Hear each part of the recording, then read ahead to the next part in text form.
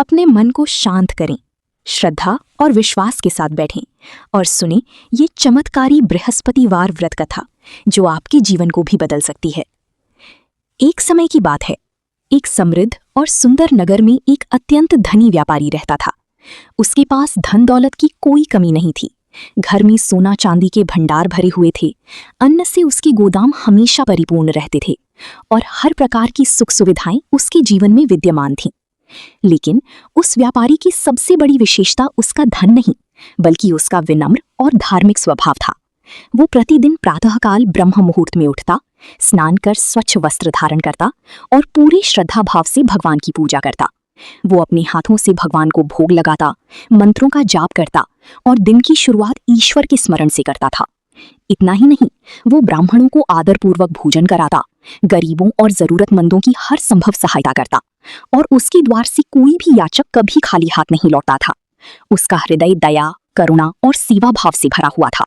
वो मानता था कि सच्चा धन वही है जो दूसरों की भलाई में खर्च किया जाए। लेकिन उसकी पत्नी का स्वभाव उससे बिल्कुल विपरीत था। जहां व्यापारी दान और धर्म में विश्वास रखता था, वहीं उसकी पत्नी इन सब बातों को व्यर्थ समझती थी। वो अक्सर उसे ताना देती और कहती, तुम अपना सारा धन यूं ही दान करके बर्बाद कर रहे हो। अगर ऐसे ही चलता रहा तो एक दिन हमारे पास कुछ भी नहीं बचेगा। वो ना तो स्वयं कोई पूजा पाठ करती थी और ना ही किसी धार्मिक कार्य में उसकी आस्था थी। उसे दूसरों की मदद करना बिल्कुल पसंद नहीं था और वो हमेशा अपने पति को भी ऐसा करने से रोकती रहती थी। लेकिन व्यापारी अपने धर्म और विश्वास पर अडिग था। वो जानता था कि ईश्वर की सेवा और मानवता की भलाई ही जीवन का सबसे बड़ा पुण्य है। व्यापारी की पत्नी को ये सब बिल्कुल व्यर्थ और निरर्थक लगता था। उसे ना तो दान में विश्वास था और ना ही धर्म कर्म में कोई आस्था। जब भी कोई साधु संत या ब्राह्मण उनके द्वार पर भिक्षा मांगने आता, वो उन्हें सम्मान देने की बजाय अपशब्द कहकर भगा देती थी। उसके व्यवहार में कठोरता और अहंकार साफ झलकता था। वो क्रोधित होकर कहती, मेरे पति ने ये धन अपनी मेहनत से कमाया है, इसे यूं ही किसी को क्यों दे दें? ये सब दान पुण्य केवल धन की बर्बादी है। उसकी ये बात सुनकर साधु संत चुपचाप वहां से चली जाती। लेकिन उसकी इस व्यवहार से घर का वातावरण धीरे धीरे अशुभ होने लगा था। जहां पहले उस घर में सुख, शांति और समृद्धि का वास था, वहीं अब नकारात्मकता और अशांति का प्रभाव बढ़ने लगा। समय यूं ही बीता गया। एक दिन देवलोक में बैठी बृहस्पति देव ने ये सब देखा। उन्होंने सोचा, ये स्त्री अपने अहंकार और अज्ञान में डूबी हुई है। इसे इसके कर्मों का फल और सच्चे धर्म का महत्व समझाना आवश्यक है। तब बृहस्पति देव ने स्वयं पृथ्वी पर जाने का निश्चय किया। एक दिन जब व्यापारी किसी काम से नगर से बाहर गया हुआ था, तभी बृहस्पति देव एक वृद्ध साधु का रूप धारण करके उसके घर भिक्षा मांगने पहुंचे। साधु के वेश में वे धीरे धीरे उस घर के द्वार तक आए। उनके चेहरे पर तेज था, आंखों में करुणा और वाणी में मधुरता।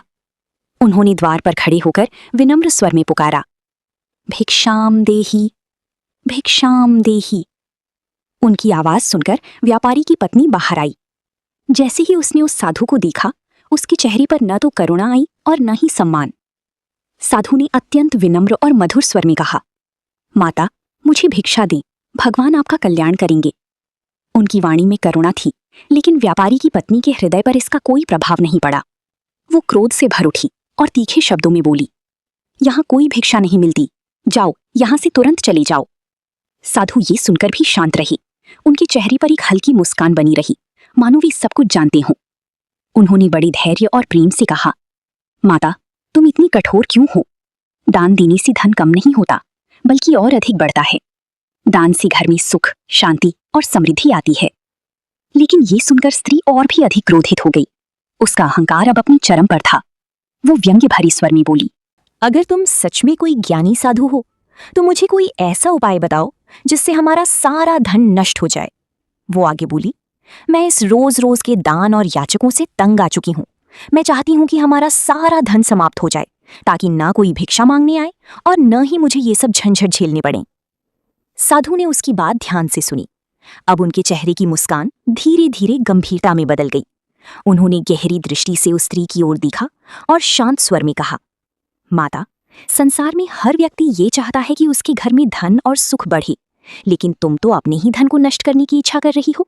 ऐसा क्यों? तब व्यापारी की पत्नी ने झुंझलाते हुए उत्तर दिया, मैं इस दान पुण्य से तंग आ चुकी हूं। रोज रोज कोई ना कोई द्वार पर आ जाता है और मुझे ये सब बिल्कुल अच्छा नहीं लगता।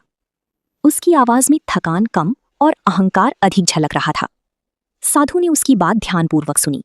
अब उनके चेहरे पर एक गंभीर और रहस्यमय मुस्कान थी। उन्होंने शांत और स्थिर स्वर में कहा, तो ठीक है माता, यदि तुम सच में ऐसा ही चाहती हो तो मैं तुम्हें एक उपाय बताता हूँ। स्त्री उत्सुक होकर उनकी ओर देखने लगी। साधु ने आगे कहा, तुम गुरुवार के दिन अपने घर को गोबर से लीपना, उस दिन अपनी बाल धोना, पीले वस्त्र बिल्कुल भी ना पहनना और भोजन बनाकर चूल्हे को गंदा ही छोड़ देना। उन्होंने थोड़ा रुककर आगे कहा, और हाँ, उस दिन किसी को भी दान मत देना, न किसी साधु को, न किसी ब्राह्मण को, और न ही किसी जरूरतमंद की सहायता करना। ये सब सुनकर स्त्री के चेहरे पर एक अजीब सी खुशी आ गई, मानो उसे वही मिल गया हो जिसकी वो तलाश कर रही थी। वो तुरंत बोली, बस इतना ही? अगर इससे मेरा काम बन रहा है तो मैं ये सब अवश्य करूंगी। साधु ने उसे गहरी दृष्टि से देखा, मानो उसके भविष्य को भांप रही हों। फिर उन्होंने शांत स्वर में कहा, जैसी तुम्हारी इच्छा माता, ईश्वर तुम्हें तुम्हारे कर्मों का फल अवश्य देंगे।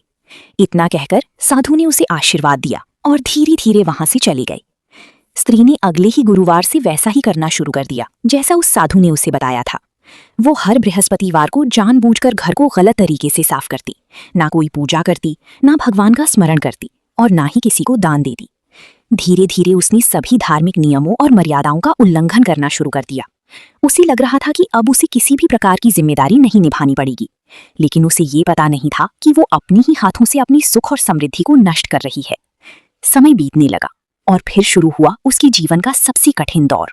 धीरे धीरे उसके घर का वातावरण बदलने लगा। जहां पहले सुख, शांति और आनंद का वास था, वहां अब अशांति और दुख ने जगह बना ली। सबसे पहले उसके पति के व्यापार में भारी घाटा हुआ। जिस व्यापार से कभी अपार धन आता था, वो अब नुकसान में डूबने लगा। फिर घर का संचित धन भी धीरे धीरे समाप्त होने लगा। सोना चांदी बिकने लगी, अनाज के भंडार खाली होने लगे। इसके बाद घर के नौकर चाकर भी एक एक करके साथ छोड़कर चले गए। अब उस विशाल घर में सन्नाटा छा गया। देखते ही देखते जो घर कभी वैभव और ऐश्वर्य का प्रतीक था, वो अब अभाव और कष्ट का घर बन गया। और केवल 3 बृहस्पतिवार के भीतर ही स्थिति इतनी बिगड़ गई कि वो स्त्री और उसका पति पूर्ण रूप से निर्धन हो गए। अब उनके पास न धन बचा, न कोई सहारा, यहां तक कि खाने के लिए अन्न का एक दाना भी शेष नहीं रहा। अब उस स्त्री को अपने कर्मों का फल समझ आने लगा, लेकिन शायद अब बहुत देर हो चुकी थी। अब वो समय आ चुका था जब उस स्त्री और उसके पति को अपने कर्मों का परिणाम स्पष्ट दिखाई देने लगा। व्यापारी, जो कभी अपने काम और व्यापार में व्यस्त रहता था, अब दिन भर चिंता में डूबा रहने लगा। जिसके पास कभी अनेकों काम थे, आज उसके पास करने के लिए कोई कार्य नहीं बचा था। उसका मन बेचैन और व्याकुल रहने लगा। एक दिन अत्यंत दुखी होकर उसने अपनी पत्नी से कहा, ये सब क्या हो गया? हमारा इतना बड़ा व्यापार, इतना धन, सब कहाँ चला गया? उसकी आवाज में पीड़ा थी और आंखों में निराशा साफ झलक रही थी। ये सुनकर स्त्री के हृदय में भी ग्लानि की भावना जाग उठी। अब उसे अपनी गलती का एहसास होने लगा था, लेकिन समय उसके हाथों से निकल चुका था। धीरे धीरे उनकी हालत इतनी खराब हो गई कि कई बार उन्हें भूखे पेट ही रात बितानी पड़ती थी। जिस घर में कभी अन्न के भंडार भरे रहते थे, आज वहां एक दाना भी मुश्किल से मिल पाता था। एक दिन वो स्त्री अत्यंत दुखी और निराश होकर घर से बाहर निकली और एक पेड़ के नीचे जाकर बैठ गई। उसकी आंखों से आंसू लगातार बह रहे थे। वो अपने किए पर पछता रही थी, अपने अहंकार और भूल पर मन ही मन रो रही थी। उसी समय वहां से एक वृद्ध साधु गुजर रहे थे। उन्होंने उस स्त्री को इस अवस्था में देखा, आंखों में आंसू, चेहरे पर पीड़ा और मन में पश्चाताप। साधु उसके पास आए और कोमल स्वर में बोले, माता, तुम इतनी दुखी क्यों हो? तुम्हारी आंखों में इतना दर्द क्यों है? उनकी आवाज में करुणा थी और जैसे ही स्त्री ने उन्हें देखा, उसे कुछ अजीब सा अनुभव हुआ। साधु ने अत्यंत कोमल और करुणामय स्वर में पूछा, माता, तुम इतनी दुखी क्यों हो? तुम्हारी आंखों में इतना दर्द किस कारण है? ये सुनते ही स्त्री का हृदय भर आया। उसके अंदर का सारा दुख जैसे बाहर आने को व्याकुल हो उठा। वो फूट फूट कर रोने लगी और रोते रोते उसने अपनी पूरी कहानी उस साधु को सुना दी। उसने बताया कि कैसे उसने अपने पति के दान पुण्य का हमेशा विरोध किया, कैसे उसने साधु संतों का अपमान किया और कैसे एक दिन एक साधु के रूप में आए व्यक्ति को उसने अपशब्द कहकर भगा दिया। फिर उसने कांपती आवाज में कहा, मैंने उनके बताए अनुसार हर गुरुवार को गलत कार्य किए, पूजा नहीं की, दान नहीं दिया और उन्हीं कर्मों के कारण आज मेरा सारा धन नष्ट हो गया। उसकी आंखों से आंसू लगातार बह रहे थे। उसके शब्दों में पश्चाताप साफ झलक रहा था। साधु ने उसकी बात पूरी शांति से सुनी फिर उन्होंने गंभीर लेकिन करुणा से भरे स्वर में कहा, माता, वो साधु कोई साधारण व्यक्ति नहीं थे। स्त्री ने आश्चर्य से उनकी ओर देखा। साधु आगे बोले, वे स्वयं बृहस्पति देव थे, जो तुम्हें सच्चा मार्ग दिखाने और शिक्षा देने के लिए आए थे। ये सुनती ही स्त्री के होश उड़ गए। उसका हृदय जैसे धड़कना भूल गया। अब उसे अपनी गलती का पूरा एहसास हो चुका था। वो रोते हुए जमीन पर गिर पड़ी और बोली, हे प्रभु, मुझसे बहुत बड़ी भूल हो गई। मैंने अज्ञानवश आपका अपमान किया, कृपया मुझे क्षमा करें। उसकी आवाज में अब अहंकार नहीं बल्कि सच्चा पश्चाताप और विनम्रता थी। वो फिर रोते हुए बोली, हे प्रभु, अब मैं क्या करूं? मुझे मार्ग दिखाइए। मुझे मेरी गलती सुधारने का एक अवसर दीजिए। साधु ने उसे करुणा भरी दृष्टि से देखा और शांत मधुर स्वर में कहा, माता, यदि तुम सच्चे मन से प्रायश्चित करना चाहती हो तो तुम्हें बृहस्पतिवार का व्रत विधिपूर्वक करना होगा। स्त्री ध्यानपूर्वक उनकी बात सुनने लगी। साधु आगे बोले, हर बृहस्पतिवार को तुम शुद्ध मन और पूर्ण श्रद्धा के साथ व्रत रखो। उस दिन पीले वस्त्र धारण करो, क्योंकि पीला रंग बृहस्पति देव को अत्यंत प्रिय है। उन्होंने आगे समझाया, भगवान विष्णु की विधिपूर्वक पूजा करो। उन्हें पीले फूल, चने की दाल और गुड़ का भोग लगाओ। सच्चे मन से उनका स्मरण करो और अपने हृदय को पवित्र बनाओ। फिर साधु ने दया और सेवा का महत्व बताते हुए कहा, गरीबों और जरूरतमंदों को यथाशक्ति दान दो, क्योंकि दान ही वो मार्ग है जिससे ईश्वर की कृपा प्राप्त होती है। उन्होंने आगे कहा, और सबसे महत्वपूर्ण, इस पावन व्रत कथा को श्रद्धा के साथ सुनो और दूसरों को भी सुनाओ, ताकि अधिक से अधिक लोग धर्म के मार्ग पर चल सकें। साधु ने अंत में आश्वासन देते हुए कहा, यदि तुम ये सब पूरी विश्वास, श्रद्धा और नियम के साथ करोगी तो न केवल तुम्हारी पापों का नाश होगा, बल्कि तुम्हारा खोया हुआ सुख, शांति और वैभव भी वापस आ सकता है। ये सुनकर स्त्री की आंखों में आशा की एक नई किरण जाग उठी। वो तुरंत साधु के चरणों में गिर पड़ी और दृढ़ संकल्प के साथ बोली, मैं आज से ही ये व्रत पूरी श्रद्धा और नियम के साथ करूंगी। हे प्रभु, मुझे क्षमा करें और मुझे सही मार्ग पर चलने की शक्ति दें। अब उसके हृदय में अहंकार नहीं बल्कि सच्ची भक्ति और विश्वास का उदय हो चुका था। अगले ही बृहस्पतिवार से उस स्त्री ने पूरे नियम और श्रद्धा के साथ व्रत करना शुरू कर दिया। अब उसकी दिनचर्या बदल चुकी थी। वो प्रातःकाल जल्दी उठती, स्नान कर स्वच्छ और पीले वस्त्र धारण करती और पूरे भक्ति भाव से भगवान विष्णु की पूजा करती। वो विधिपूर्वक केले के वृक्ष की पूजा करती, उन्हें जल अर्पित करती और चने की दाल तथा गुड़ का भोग लगाकर भगवान को प्रसन्न करने का प्रयास करती। इतना ही नहीं, वो अपनी सामर्थ्य के अनुसार गरीबों और जरूरतमंदों को दान भी देने लगी। अब उसके हृदय में सच्ची श्रद्धा और सेवा भाव जाग चुका था। धीरे धीरे उसके जीवन में परिवर्तन आने लगा। जहां पहले उसके घर में अशांति और दुख का वातावरण था, वहीं अब फिर से शांति और सुकून लौटने लगा। उसके पति को भी धीरे धीरे छोटा मोटा काम मिलने लगा, जिससे घर की स्थिति थोड़ी सुधरने लगी। अब उन्हें खाने पीने की कमी भी पहले जैसी नहीं सताती थी। थोड़ा ही सही, लेकिन जीवन फिर से पटरी पर आने लगा। ये सब देखकर उस स्त्री का विश्वास और भी दृढ़ हो गया। अब वो पूरी मन से भगवान की भक्ति करने लगी थी।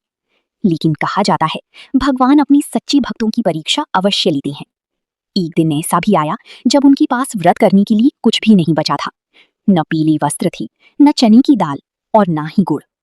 अब उस स्त्री के सामने कठिन परीक्षा थी। स्त्री बहुत चिंतित हो गई। उसकी आंखों में एक पल के लिए निराशा झलकी, लेकिन इस बार उसने हार नहीं मानी। अब उसका विश्वास पहले से कहीं अधिक मजबूत हो चुका था। उसने अपने मन को शांत किया और आंखें बंद करके सच्चे हृदय से प्रार्थना की, हे बृहस्पति देव, आज मेरे पास आपके पूजन के लिए कुछ भी नहीं है, न वस्त्र न भोग, लेकिन मेरी भक्ति सच्ची है। कृपया मेरी इस श्रद्धा को स्वीकार करें। उसकी वाणी में सच्चाई थी और हृदय में अटूट विश्वास। उसने सादी जल से ही भगवान की पूजा की और पूरे भाव के साथ व्रत कथा का पाठ किया। उसकी ये निष्कपट भक्ति देखकर बृहस्पति देव अत्यंत प्रसन्न हुए और तभी उसकी जीवन में एक अद्भुत परिवर्तन होने वाला था। उसी दिन अचानक एक व्यक्ति उनके घर के द्वार पर आया। उसने दरवाजा खटखटाया और विनम्र स्वर में कहा, मुझे एक ईमानदार और मेहनती व्यक्ति की आवश्यकता है। क्या आप ये कार्य करना चाहेंगी? व्यापारी ने बिना देर किए तुरंत हाँ कर दी। अब वो पूरी लगन और ईमानदारी से काम करने लगा। उसकी मेहनत रंग लाने लगी। कुछ ही दिनों में उसे अच्छा काम मिलने लगा और धीरे धीरे उसकी आय भी बढ़ने लगी। घर की स्थिति फिर से सुधरने लगी, रसोई में फिर से अन्न आने लगा और जीवन में खुशियां लौटने लगी। धीरे धीरे वही घर जो कभी निर्धनता और दुख का प्रतीक बन गया था, अब फिर से सुख, शांति और समृद्धि से भरने लगा। ये सब केवल एक ही कारण से संभव हुआ, सच्ची श्रद्धा, विश्वास और भगवान के प्रति अटूट भक्ति। इस प्रकार धीरे धीरे उस स्त्री का जीवन पूरी तरह बदल गया। जिसने कभी दान और धर्म को व्यर्थ समझा था, आज वही स्त्री सच्ची श्रद्धा और विश्वास के साथ भगवान की भक्ति करने लगी थी। समय के साथ उसे फिर से धन, वैभव और सम्मान प्राप्त होने लगा। लेकिन इस बार उसके जीवन में केवल समृद्धि ही नहीं, बल्कि विनम्रता और भक्ति भी साथ थी। कहा जाता है कि बृहस्पति देव उसकी सच्ची भक्ति से प्रसन्न हुए और उसे आशीर्वाद देते हुए कहा, हे माता, अब तुम सच्चे मार्ग पर चल पड़ी हो। तुम्हारी श्रद्धा और विश्वास ने तुम्हें पुनः सुख और समृद्धि प्रदान की है। अब तुम्हारी जीवन में कभी किसी प्रकार की कमी नहीं होगी। इसके बाद वो स्त्री और उसका पति पूरे नियम और श्रद्धा के साथ हर बृहस्पतिवार व्रत करने लगी। उनके घर में पहले जैसी गरीबी तो थी, लेकिन अब एक चीज बदल चुकी थी, अटूट विश्वास। हर गुरुवार सुबह वो स्त्री जल्दी उठती, स्नान करके पीले वस्त्र धारण करती, घर को स्वच्छ करती और भगवान विष्णु की पूजा करती। वो केले के वृक्ष के नीचे दीपक जलाती, चने की दाल और गुड़ का भोग लगाती और पूरी मन से व्रत कथा सुनती और सुनाती। धीरे धीरे उनके जीवन में फिर से सुख शांति लौटने लगी। उसके पति को कार्य में सफलता मिलने लगी, घर में अन्न का अभाव समाप्त हो गया और समाज में उनका सम्मान भी बढ़ने लगा। अब उनका जीवन पहले से कहीं अधिक सुखमय और संतुलित हो चुका था। प्रार्थना। हे बृहस्पति देव, जैसे आपने उस स्त्री के जीवन को सुख, शांति और समृद्धि से भर दिया, वैसे ही हमारे जीवन के सभी कष्टों को भी दूर करें। हमें धन, सुख, शांति और सद्बुद्धि प्रदान करें। हमेशा हमें धर्म और सत्य के मार्ग पर चलने की प्रेरणा दें। कथा का संदेश। सच्ची श्रद्धा, विश्वास और अच्छे कर्म कभी व्यर्थ नहीं जाते। भगवान देर से सही, लेकिन अपने भक्तों की पुकार अवश्य सुनते हैं। भक्तों से निवेदन, अगर आपको ये पावन बृहस्पतिवार व्रत कथा पसंद आई हो तो इस वीडियो को लाइक, शेयर और चैनल को सब्सक्राइब जरूर करें, ताकि ऐसी ही और भी दिव्य कथाएं आप तक पहुंचती रहें। बोलिए बृहस्पति देव की जय, भगवान विष्णु की जय। ओम नमो भगवते वासुदेवाय। ओम नमो भगवते वासुदेवाय। ओम नमो भगवते वासुदेवाय।